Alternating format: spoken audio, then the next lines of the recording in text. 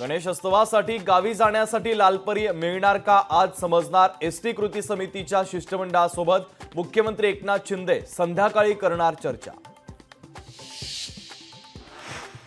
धारावी पुनर्वसनाचा मार्ग अखेर मोकळा। मिठागराची 256 एकर जागा हस्तांतरित करण्यास केंद्राची अखेर परवानगी।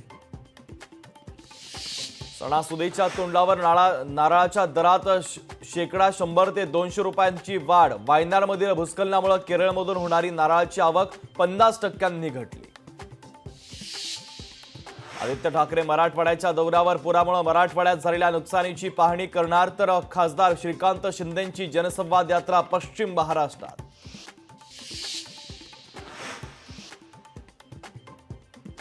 लाडकी बहीण योजनेमध्ये गैरप्रकार खपवून घेतला जाणार नाही। योजनेत भ्रष्टाचार करणाऱ्यांना थेट जेलमध्ये टाकणार, मुख्यमंत्री एकनाथ शिंदेंचा इशारा।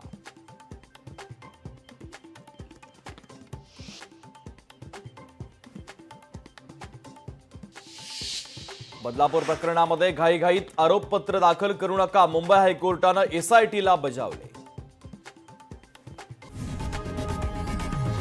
लोकशाही मराठी ऐका, पहा, जागरूक रहा।